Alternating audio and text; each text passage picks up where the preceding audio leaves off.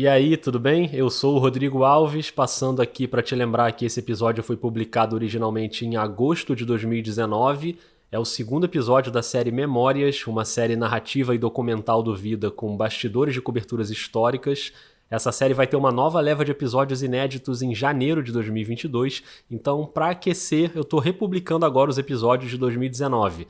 Esse do ônibus 174 já teve até uma republicação na segunda temporada, então é a terceira vez que ele aparece aqui no feed do Vida. A diferença dessa vez é um tratamento de som novo e todas as locuções foram regravadas com mais qualidade, então eu imagino que vai ser uma experiência melhor de ouvir. Depois me conta o que você achou, combinado?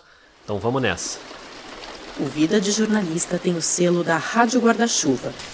Jornalismo para quem gosta de ouvir.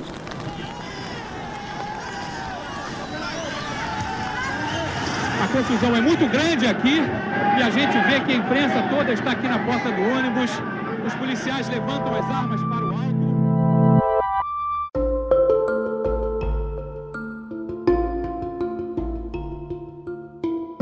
Memórias, uma série do podcast Vida de Jornalista. Aqui a gente volta ao passado para reviver coberturas históricas do jornalismo brasileiro, conversando com quem esteve lá. No episódio de hoje, a cobertura do sequestro do ônibus 174 no Rio de Janeiro, em 12 de junho de 2000. E a nossa convidada é a jornalista Mariana Gross. Um tema que marcou a minha carreira, realmente. Ali eu entendi o que era ser repórter de fato. Já tinha, claro, feito outras reportagens, mas ali eu entendi o cerne da questão, sabe?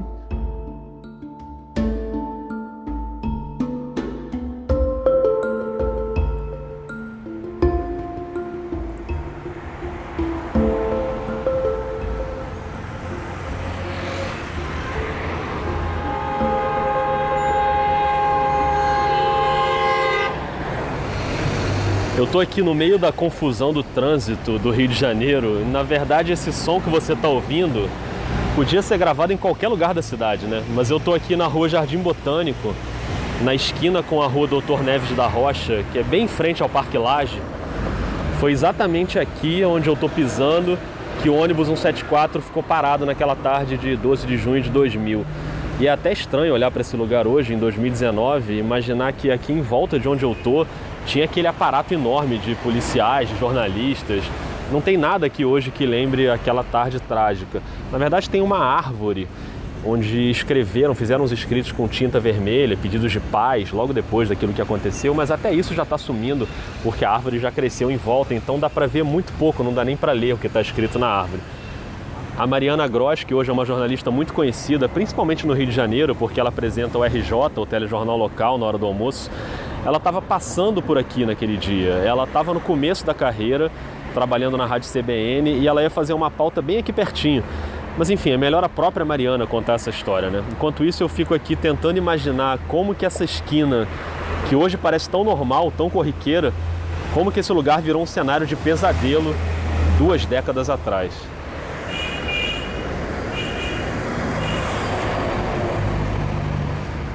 Aquele episódio aconteceu, eu tinha 21 anos. Eu, então, estava começando na carreira, já tinha feito outras coberturas importantes, assim, de acidentes e afins, mas nunca tinha feito uma cobertura de 7 horas. Né? Foi uma cobertura de 7 horas. Essa cobertura de 7 horas que a Mariana cita reuniu ali no Jardim Botânico vários jornalistas, mas o que me chamou a atenção quando eu estava decidindo qual seria a melhor maneira de contar essa história foi que no caso da Mariana, ela não foi designada para essa pauta, ela trombou com a pauta. Por isso ela chegou muito cedo, por isso ela foi a jornalista que ficou mais tempo dedicada ao assunto naquele dia, e por isso eu achei que ela seria a melhor pessoa para contar essa história pra gente. Eu não conhecia pessoalmente a Mariana, e o que é que eu fiz? Eu mandei um e-mail para ela e ela prontamente topou me receber pra gente conversar. Eu fui pra redação da Globo, que por sinal também fica ali no Jardim Botânico. Boa tarde, tudo bom? É um prédio muito grande, onde eu já fui inúmeras vezes, mas eu sempre me perco um pouquinho ali dentro. Oi, Rodrigo, tudo bem? Olha, a redação é aquela redação onde fica o Jornal Nacional. Era uma segunda-feira, assim como o dia do sequestro também foi numa segunda-feira. Aliás, essa gravação foi feita na semana em que o sequestro completou 19 anos.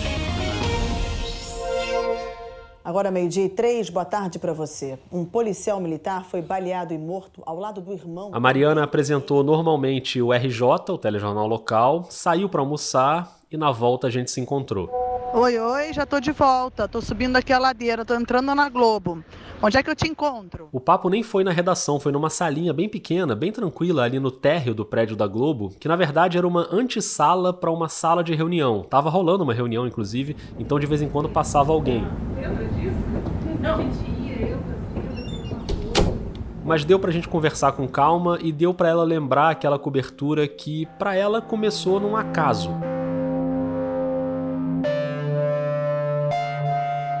O que me marcou mais foi que eu não saí de casa não saí da redação para fazer essa reportagem. Pois é, você estava fazendo uma outra pauta que não tinha nada a ver com isso, numa papelaria ali perto. Onde era exatamente? O que era essa pauta? Exato, eu morava com minha mãe, ainda morava com minha mãe, né, nesse momento, e eu estava fazendo então uma reportagem sobre, quer dizer, eu ia fazer uma reportagem sobre venda de material escolar. O aumento dos preços dos cadernos e tesouras e afins.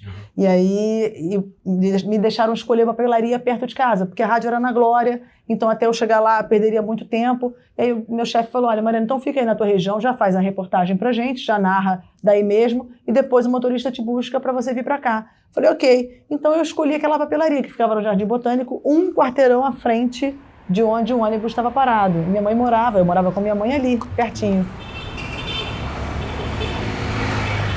E quando eu estava caminhando, eu vi que havia um ônibus parado. Você já tinha feito a matéria da papelaria? Não, ainda não tinha chegado lá. Eu estava no caminho em via de fazer. No caminho, tem um ônibus parado aqui. E era bem num cruzamento importante. Eu falei, cara, esse ônibus parado aqui vai dificultar muito o trânsito. O que eu posso fazer? Vou descobrir o que aconteceu. Bati no ônibus e perguntei para o motorista, você enguiçou?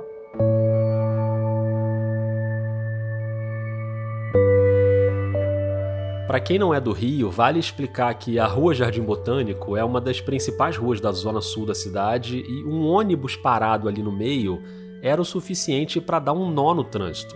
Por isso a preocupação inicial da Mariana. Só que o que ela achava que era o motorista, na verdade não era, né? O motorista não estava mais, não tinha motorista. Bateu na porta do ônibus. Bati. Quem me recebeu foi o Sandro, que naquela altura eu não sabia o nome dele. O nome dele era Sandro Barbosa do Nascimento.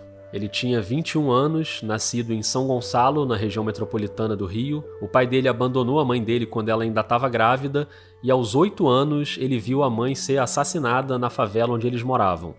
A partir dali ele foi morar na rua, depois se viciou em cocaína, roubava para comprar droga, nunca se alfabetizou e para ter o que comer ele passou a frequentar a Igreja da Candelária, no centro do Rio. Foi lá que ele sobreviveu à chacina de 1993, em que 8 jovens foram assassinados. Sandro tinha 15 anos na época. Naquela segunda-feira, dia do sequestro, ele se drogou durante a manhã, ele tinha tentado trocar um revólver calibre 38 por mais droga, mas não conseguiu, e foi com esse revólver que ele entrou no ônibus 174 que fazia o trajeto Central-Gávea. Ele pulou a roleta, se sentou, só que o revólver estava à mostra e um dos passageiros notou e fez sinal para uma viatura que estava ali perto. Rolou um pânico, o motorista e o cobrador conseguiram fugir, alguns passageiros também, mas vários outros ficaram dentro do ônibus. E foi esse cenário que a Mariana encontrou, só que ela ainda não sabia de nada daquilo. Não tinha ideia do que estava acontecendo ali. Era um ônibus parado com alguns poucos passageiros, com um olhar meio assustado, mas eu achei que podia ser de uma situação de um ônibus parou e a gente vai ficar aqui esperando muito. E aí eu resolvi bater no vidro. O Sandro é que me respondeu, sai daqui, eu vou matar todo mundo. Era uma frase meio nesse sentido, assim, sai daqui, pela janela do ônibus, com aquele boné, meio camiseta enrolado na cabeça.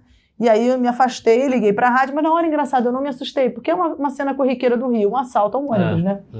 E aí eu liguei pro meu chefe, falei, olha só, vou fazer um flash aqui, porque tá tendo um assalto aqui no Jardim Botânico no ônibus. Ele falou, tá beleza, vai fazendo então essa cobertura, depois você faz, ainda falou assim, depois você faz a papelaria. Eu falei, ok, mal saber ele na repercussão que ia ser essa reportagem. E eu fiquei ali, eu conheço bem a região, porque eu nasci e sempre morei ali. Então eu sabia de onde eu poderia ficar em melhor ponto, isso facilitou também. Quando você chegou ali, já tinha gente de imprensa ali também chegando perto? Não tinha ninguém. Tinha um carro da Globo, uma geradora que a gente chama, um carro grande desses, com um satélite em cima, que o Flávio, inclusive conheci ele depois, o Flávio, que é funcionário da casa aqui, ele também, voltando de uma reportagem, ele notou um ônibus parado. E ele resolveu parar a geradora para fazer as imagens. Então, tinha essa geradora parando, mas ainda sem repórter. Aí, em seguida, começou a chegar a polícia. Tem que ir pro canal, então. Tá, segurança de vocês mesmo. Atenção aí, ó. E cercou o local, e eu, por sorte, por conhecimento também da região, eu fiquei num ponto, o ônibus, eu via o ônibus, a lateral dele, a lateral direita dele, olhando o ônibus para frente, né, para Jardim Botânico, eu via o tempo inteiro a lateral direita dele, onde estavam os reféns sentados, e o Sandro também fazendo uma ação mais ali à direita do ônibus, não o lado do motorista, o lado direito mesmo. E ali você não tinha mais acesso depois que fecharam. Então eu fiquei nesse quadradinho ali, nesse quadradinho entre o ônibus e a rua Linneu de Paula Machado. E quando foi que você teve ideia de que não era um assalto simples e que era uma coisa maior? Eu comecei a ter ideia quando o tempo começou a passar e o caso não se resolvia. Em meia hora eu vi que realmente, e assim, as pessoas começaram a chegar, todas as emissoras começaram a chegar, e o BOPE começou a se posicionar, os atiradores de elite no Parque Lage, nas coberturas dos prédios.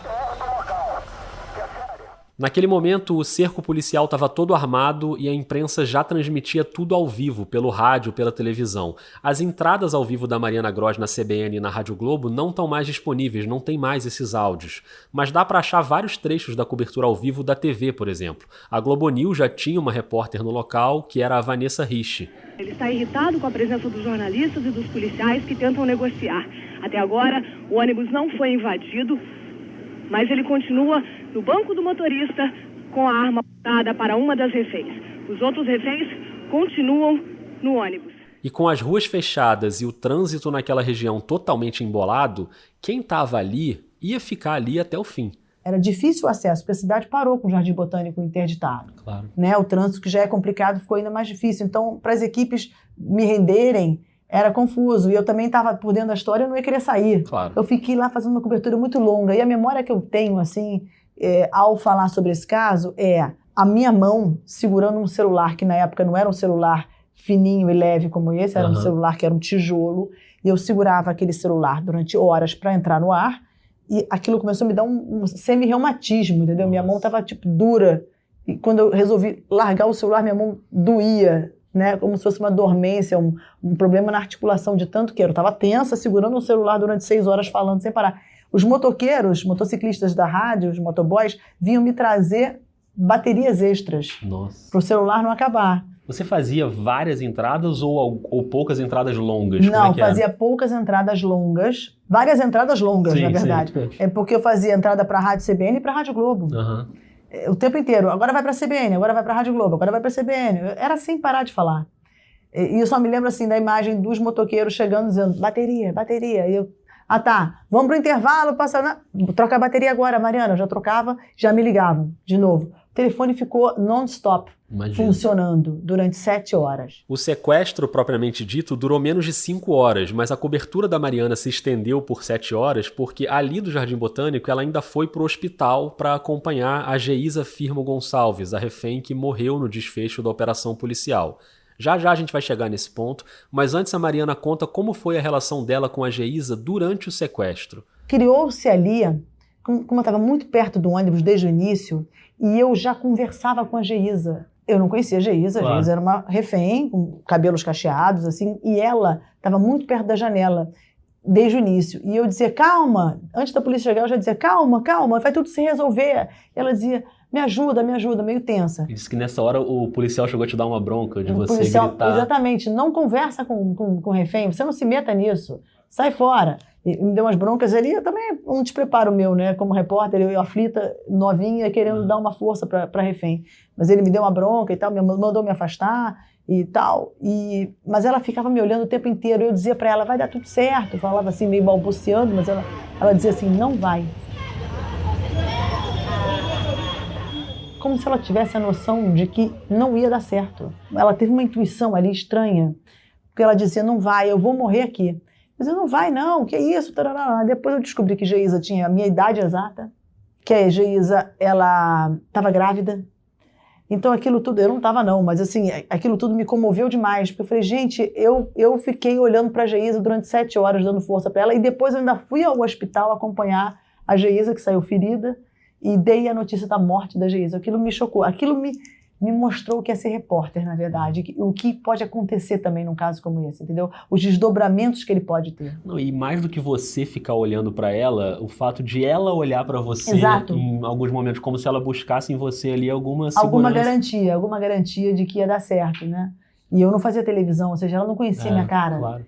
Né? Mas a gente criou realmente um elo, uma coisa, e até hoje eu lembro do olhar dela, e por isso que eu me arrepio falando sobre isso, né? Faz tanto tempo, mas eu ainda me arrepio quando eu falo da Geisa, um troço maluco mesmo.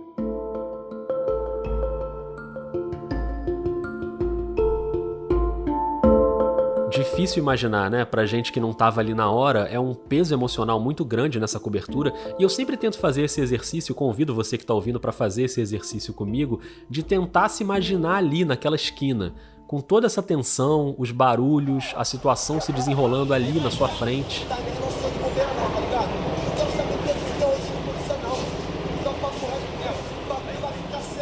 E além de tudo isso, você tem que cuidar de uma questão técnica, né? De exercer a profissão, você está ali para reportar.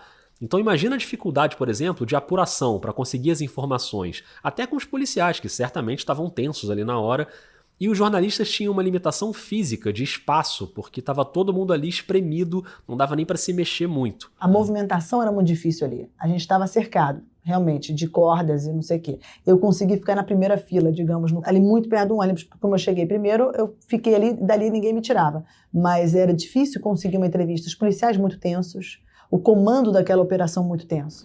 Assim, para eles cederem um momentinho pra gente, era crucial naquela negociação. Então, foi difícil entrevistar alguém ali. Aliás, eu acredito que repórteres que estavam ali tiveram dificuldade também. Imagina. Foi só eu não.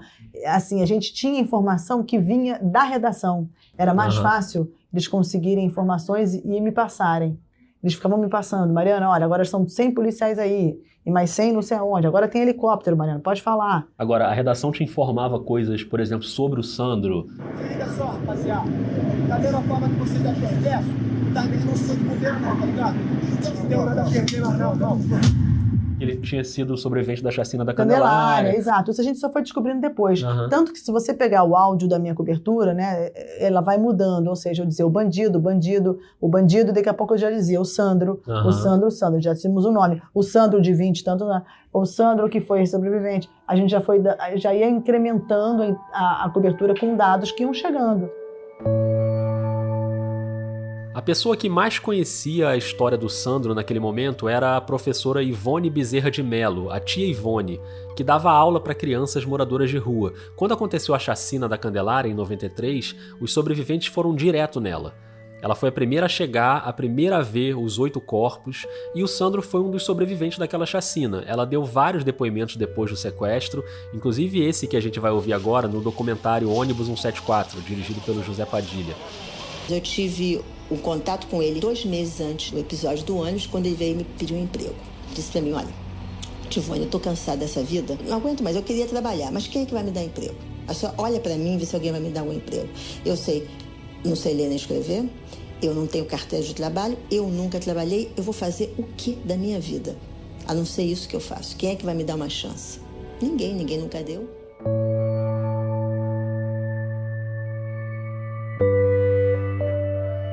E você chegou a entrar algumas vezes emocionado no ar? Sim, teve um momento tenso que ele colocou a arma na boca da refém, né?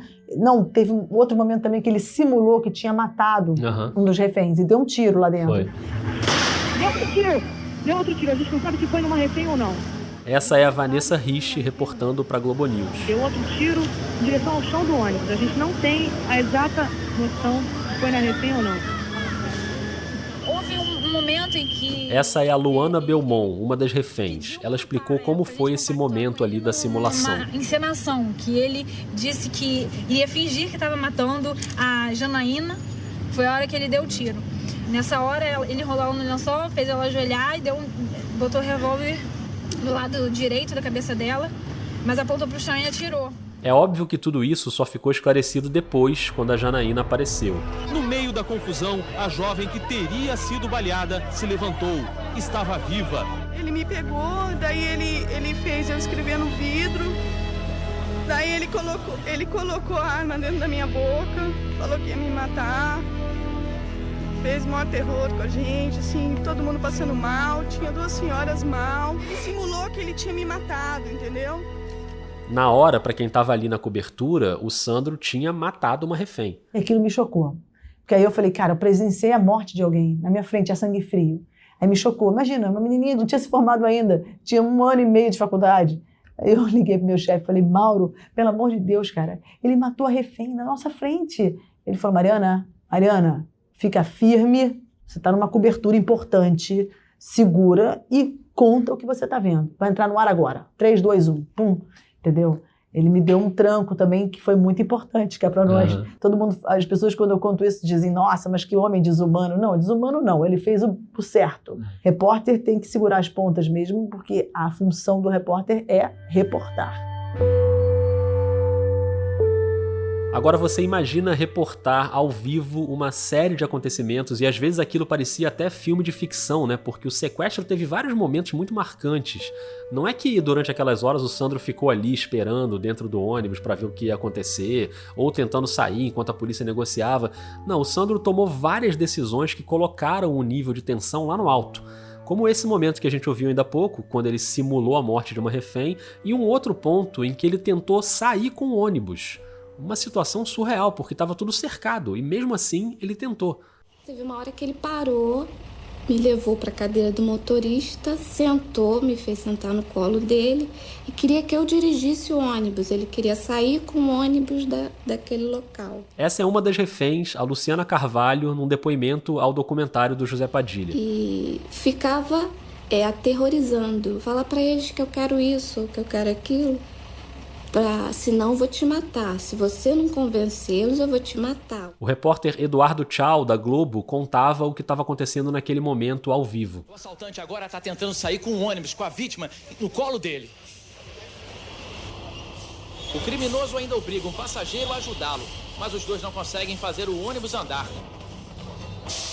Cada repórter tem o seu jeito de conduzir aquilo ali, o seu jeito de narrar. E nem sempre essa é uma escolha racional, né? Porque você tem que ir ali na hora, na adrenalina. Eu fui muito no instinto, como eu sempre vou muito no instinto. Mas quando começaram a chegar os outros repórteres, eu comecei a notar alguns tipos de narração. E tudo ao vivo. E eu comecei a olhar, alguns gritavam, ele vai matar ela, eu tenho certeza agora, vai ter um tiro, ela vai morrer. E eu falei, cara, eu não consigo. Talvez eu tenha entendido qual fosse a minha linha ali. A minha linha que eu ia traçar até hoje. Que é uma coisa espontânea, de intuição, de improviso, e sem nunca fazer algo que passe, na minha modesta opinião, de um limite editorial. Né? Eu não queria fazer algo sensacionalista, nem um pouco, eu nunca gostei disso. Então... ali eu entendi qual seria a minha linha. E eu continuei seguindo essa linha de narrar e dizer, um momento muito tenso aqui, a gente percebe, com as minhas percepções sim, mas sem exacerbar, entendeu? É um momento tenso aqui, a gente vê a fisionomia da refém, ela está realmente muito nervosa, os policiais têm uma movimentação agora, dando uma energia, mas sem dizer, e agora? Uma movimentação de policiais! Eu não estou criticando quem tenha feito isso, cada um tem um estilo, mas eu descobri que ali que o meu não era esse.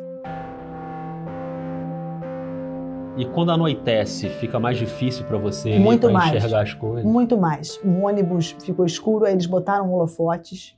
Eu me lembro que prenderam holofotes num poste, prenderam holofotes, acho que numa planta do Parque Lage também. Enfim, tentaram iluminar de tudo quanto foi jeito, até a rua, para facilitar a ação dos policiais. Mas assim, quando o desfecho se dá à noite, as imagens não são tão claras, né? O desfecho daquela operação policial, como todo mundo sabe, foi uma tragédia completa. Faltando 10 minutos para as 7 da noite, o Sandro desce do ônibus, usando a Geisa como escudo, e o policial do BOPE, Marcelo Oliveira dos Santos, que estava escondido em frente ao ônibus, avança e atira contra o Sandro usando uma submetralhadora. Mas ele erra o tiro e acerta a Geisa de raspão no queixo. A reação do Sandro é disparar a arma e ele dá 3 tiros nas costas da Geisa. Tudo isso aconteceu em poucos segundos e os jornalistas viram tudo aquilo ali de perto no meio de um enorme tumulto. A confusão é muito grande aqui e a gente vê que a imprensa toda está aqui na porta do ônibus. Os policiais levantam as armas para o alto. Como é que foi aquele momento? Queria que você tentasse narrar e lembrar. Eu lembro o seguinte, que eu ouvi de um repórter que eu acho que foi o Ari Peixoto, que estava pela TV Globo, quando eles desceram e que houve um tiro, o Ari falou, todo mundo no chão. E a gente então se esquivou e se abaixou, porque quando deu um disparo tão perto, a gente estava perto, né? E aí a gente ficou meio tenso de ser baleado ali. Então todo mundo foi para o chão. Eu fui para o chão junto com um cinegrafista de alguma emissora. Eu estava sozinha pela rádio. Rádio você trabalha sozinha. E aí eu fui para o chão, e aí, mas olhando assim, e aí já vi o Sandro sendo levado para um camburão da polícia e os vários policiais montando em cima dele, a porta se fechando e o carro indo embora. Essa imagem eu vi mesmo, claramente. E a Geisa ferida, sendo carregada mal e porcamente também por um policial que botou ela numa ambulância e ela foi levada. Fecha aí, fecha aí, fecha aí!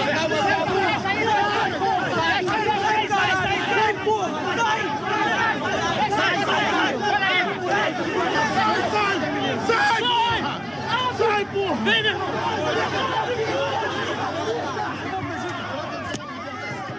Essa cena a gente viu, mas a gente não conseguiu flagrar. Tinha uma árvore também ali.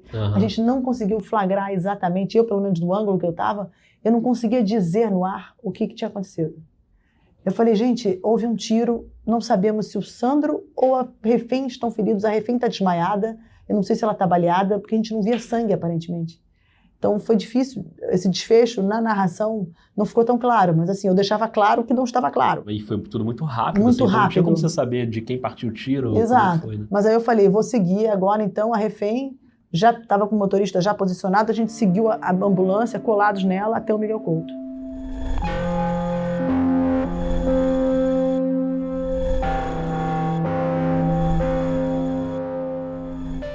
Naquele momento, já com quase 5 horas de cobertura, a Mariana passou pela situação mais difícil emocionalmente, que foi noticiar ao vivo a morte da Geisa, aquela refém que tinha a mesma idade dela, 21 anos, e com quem ela tinha, de certa forma, criado uma conexão ao longo do sequestro. Quando, no Hospital Miguel Couto, um médico, que eu tinha uma fonte no Miguel Couto, porque, enfim, eu conhecia um médico que trabalhava lá, e ele saiu, me puxou num canto e falou, a refém morreu. Quando ele me disse isso, nessas horas você tem também que confiar na fonte, né? Claro. Porque é uma informação em âmbito nacional também, né? Você pode destruir tua carreira se você dá uma informação errada como essa. Falei, você me garante? Porque não saiu o boletim. Ele falou, te garanto, ela tá morta. E aí eu entrei com um furo no ar, entendeu? Eu entrei com um furo no ar, que ela tinha morrido, e nessa hora eu me comovi. Me comovi mesmo, porque eu era muito jovem, claro. Não tinha ainda essa carapaça, então eu ali... Minha voz embargou, mas eu dei a notícia, mas embargou. Foi difícil. Aquele momento foi difícil. E terminou ali a reportagem, num dia que eu não fui para a rádio. Eu não pisei na rádio. Foi um dia atípico em todos os sentidos. Eu não fui à rádio me apresentar para começar o trabalho. Eu já comecei de casa para uma suposta papelaria que não existiu. Pauta que nunca aconteceu. A pauta que nunca aconteceu. Eu fiquei ali 7 horas e dali eu fui para minha casa. Do Miguel Couto, fui para minha casa tomar um banho. Eu nunca esqueci disso. Falei, gente, hoje eu trabalhei tanto, mas eu nem fui na rádio. Quando acabou, quando você chegou em casa, quando você tomou seu banho, para dormir, eu como lembro que eu recebi muitas ligações, as pessoas todas, né, acompanharam aquela transmissão. Eu recebi muitos telefonemas de professores e ex-professores, pessoas que eu não falava há anos. Foi uma repercussão intensa e, enfim, foi uma cobertura que mostrou ali o que eu era capaz de fazer. Eu acho que surpreendeu as pessoas. E eu me lembro também que durante a cobertura, a minha avó, Cel, que é viva ainda, ela me ligava e dizia, saia daí, você não precisa ficar perto desse homem, você vai ser baleada, seu avô está aqui do lado te oferecendo R$300 para você sair. Começaram a querer me subornar para eu ir embora, porque começou todo mundo a assistir a televisão ou ouvir no rádio, era um clima muito tenso, né? Tudo podia acontecer, como aconteceu, o pior, mas tentavam me subornar para eu ir embora. Porque isso é um outro lado da coisa, né? A sua família. Minha família preocupadíssima. Mariana, você estudou nas melhores escolas, não devia estar aí para fazer essa cobertura tão longa, manda um homem te substituir. Tinha também um sinal claro de machismo até, né? Tipo assim, você é uma menina, você não pode estar aí, bando de tiro, bando de bandido. E não, que nada, eu fiquei até o fim. Eu me agradeço muito ao meu chefe, o Mauro Silveira, que me deixou ficar, e o Luciano Garrido também me deixou ficar, porque senão alguém podia me substituir mesmo, né? Era uma menina jovem, novata, que pegou uma cobertura dessa pela frente, né?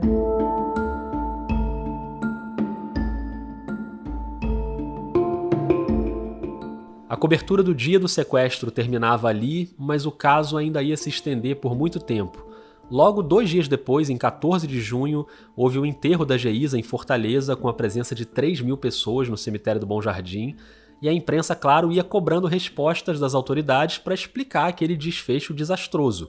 O governador do Rio era o Antony Garotinho, obviamente ele teve que se pronunciar. O desfecho não foi o que o coronel Penteado desejava e muito menos o governador do estado. Talvez fosse melhor até que tivesse demorado mais, mas a menina não tivesse morrido.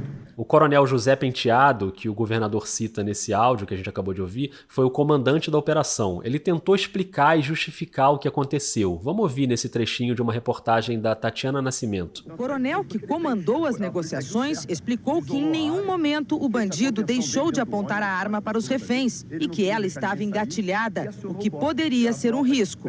Havia o mesmo risco quando o policial atirou no assaltante. Era o momento certo de dar um tiro de surpresa, conseguir a surpresa em cima dele e resgatar a vítima. Só que ele, ao cair, caiu disparando a arma.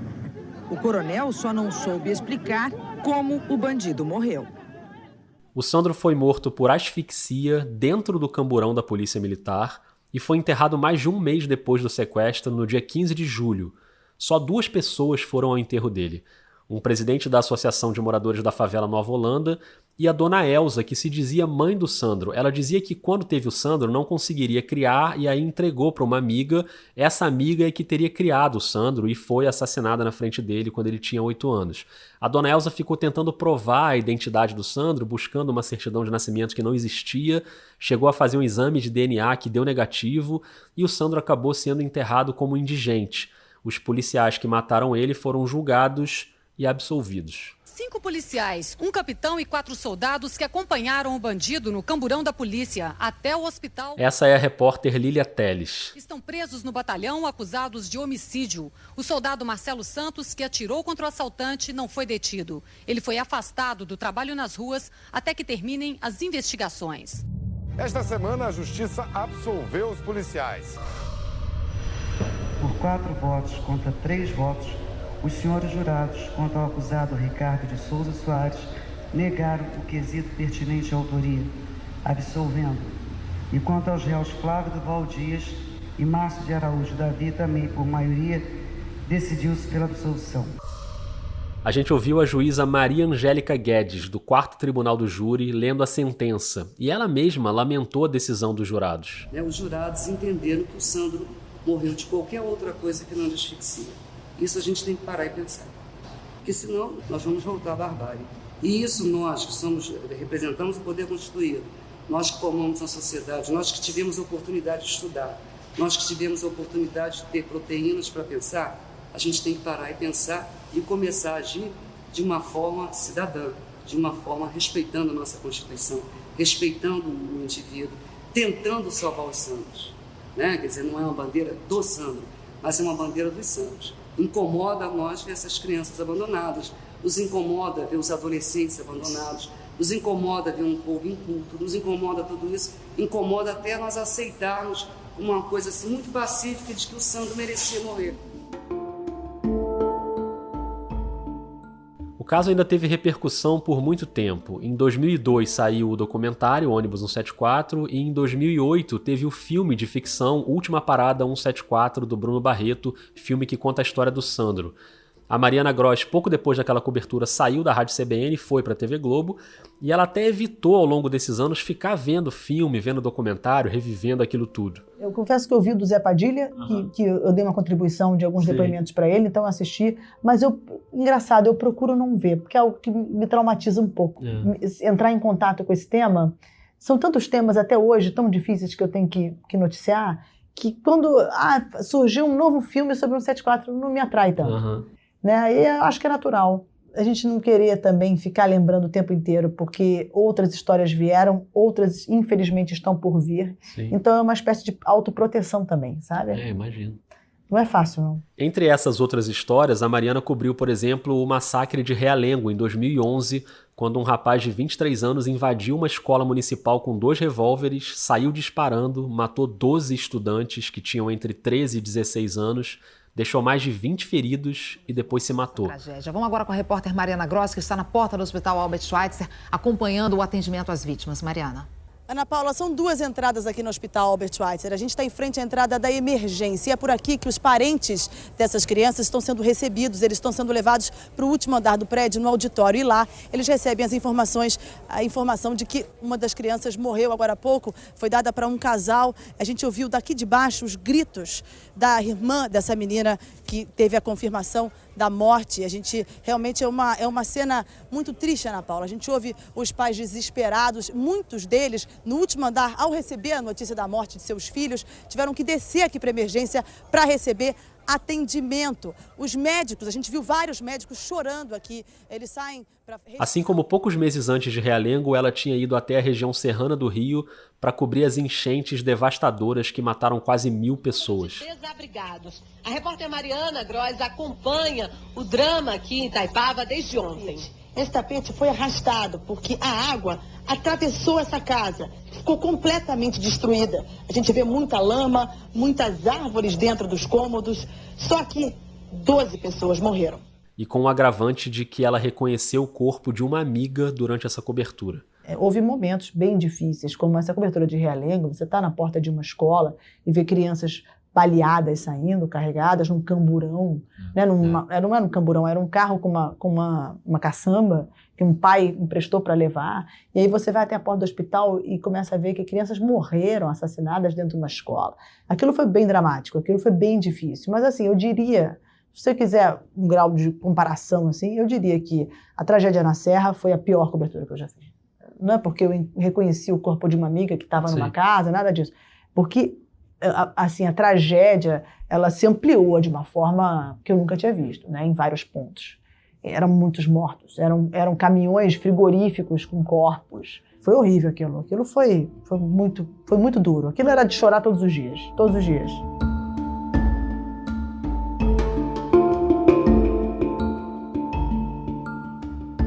Mariana, mas eu queria te agradecer demais, te pedir desculpas por te fazer lembrar tudo isso de novo. Não, imagina, é um exercício. Mas é um pouco de reflexão sobre a profissão também, né? Exato. É um caso que já tem tanto tempo, mas acho que continua muito atual, assim, né? E dá pra gente tirar lições dali, que eu acho que são importantes, né? Mas muito obrigado. Obrigada a você.